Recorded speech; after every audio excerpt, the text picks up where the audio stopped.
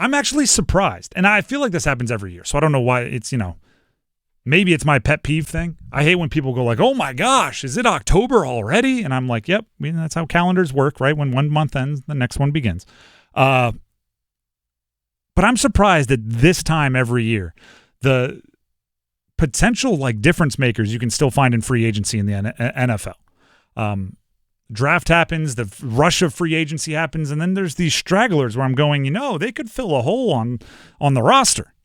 If the Panthers want to go all out and chase the playoffs at all costs this season, if they feel it is past the point of valuing draft pick positioning or past the point of playing young players to get better and gain experience over trying to win every game, which sounds crazy, but it happens, right? Sometimes you got to let quarterbacks go through growing pains. Sometimes you got to let young guys, sink or swim in the deep end, even though you might have a veteran that would win more games for you on the bench. If the Panthers want to go all out, chase the playoffs at all costs, there are a few more moves available this summer. Asante Samuel Jr. is available, cornerback. He's just 25 years old. He is coming off an injury season. I believe he played 4 games last year. But he is a guy that has shown the ability to be trusted at corner, on islands, to be able to be tested and come away with, no corner is going to stop everything. But opposite of J.C. Horn, you need somebody that is more than able to answer the challenge. Right, as a former quarterback, I'll tell you, where the lockdown corner is, and if it's 6 to 1, half dozen to the other on a read, you go the opposite way, right? You go, hey, if I have to take a 50-50 shot here, I'm avoiding that guy. Means the other one gets tested a lot. It's why a lot of times, like you have Darrelle Revis on one side, the guy on the other side, like Antonio Cromartie or whatever, is near the league lead in pass breakups because he's getting tested a ton, right? You need that guy over there. So if you don't love Mike Jackson, who's kind of the other starting corner right now, signed a extension in the offseason, or you feel you need more depth, or you think you can move guys around into the slot and you need one more, Samuel Jr. looks pretty appetizing for a player available, as we enter into the middle weeks of July. Then there's the other thing that I think the roster still needs. I still think they need a free safety. I still think they need a true, maybe almost stereotypical free safety. More Ed Reed than like Brian Dawkins, if you get what I'm saying. Somebody that can play the back half, that can play deep safety, can play center field, and get their hands on the ball. It was interesting. The most recent edition of Blueprint, I call it state-owned propaganda, the behind-the-scenes YouTube series that is put out by the Carolina Panthers onto their own YouTube. So, of course, they showed the behind the scenes of the entire free agency period, and we only see them discussing how much they love the players that they ended up signing. Right? They're not going to show us how much they loved the players that they made healthy offers to that chose to go somewhere else. Like, oh, this guy sucks. Yeah. I guess we could settle for Tershawn Wharton. Like, they're not going to show us if that was said. I'm not saying it was, but I'm saying, hey, let's burn that tape, right? They brought up Merrick, their big free agency safety. And the interesting part is they're like, oh, we love his versatility. And then they talked all about his ability to come up and stop the run.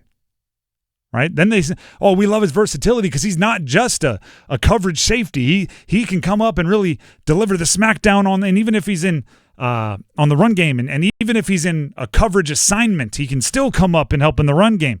And I'm going like, oh, there's no doubt Merrick can help in the run game. It's kind of what he's known for.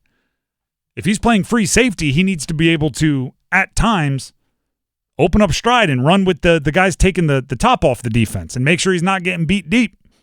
I'm not sure that's his best category right now. And somebody like an undrafted rookie free agent second-year player, Damani Richardson, might have more of that ability, but that's a big bet on a player with that pedigree. So I'm looking at the free agency market to see if there's anyone worth checking out, and I see Julian Blackmon, safety from the Colts last year, and Marcus Williams, a safety who's been injury-riddled with the Ravens the past few years, and they can both very obviously, you might even say their strength is that center field safety, right? Marcus Williams is a guy with 20-plus interceptions in his career. Again, not quite 30. It's getting your hands on the ball a lot.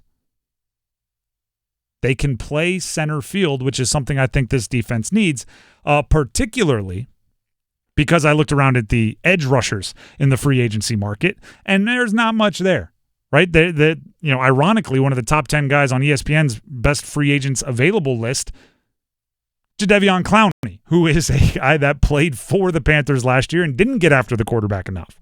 There's others such as Zadarius Smith, Matthew Judon, but you're looking at 32 plus. You're looking at meaning age. You're looking at guys that probably don't want to take reps away from your second and third round pick or from somebody like Pat Smith, who you brought in from the Vikings to get those guys on the field. So if you're not getting the best edge rush, you better have guys that can cover. There's a big difference between covering for 3 seconds and covering for 4.5, 5 seconds, right? Because that's the difference between a good pass rush and a bad pass rush. And the difference might be, do you have a safety that can get there and cover ground and recover and do all of those things? So if the Panthers want to go all in on making the postseason, which they don't have to, by the way, you could play Damani Richardson and live with the mistakes that happen and say, we like what we've seen from him in practice. We like what we've seen from him in his limited game tape. And we want to let him play through those growing pains with the expectation that we kind of have a diamond in the rough here. You could do that. But if your goal truly is postseason or bust, like win the division or slide into a wild card, I'd be more comfortable with maybe a more veteran proven option at that position. And heck, nobody ever complains about having depth, right? Then you can maybe survive an injury to the secondary. How about that? Yeah, we saw the injuries ravage the team last year. Part of the reason why Damani Richardson and Shaw Smith-Wade are even options to depend on this year is because they were forced into playing last year by injuries. Again, depth is good. I'd much rather have players who it's like, we might want to start him as my second stringer than have, we might want to start him as my starter and whatever is behind that as your second stringer. So there's still options out there if they want to go make moves. And they do have a bit of cap space if they want to use it. We'll see.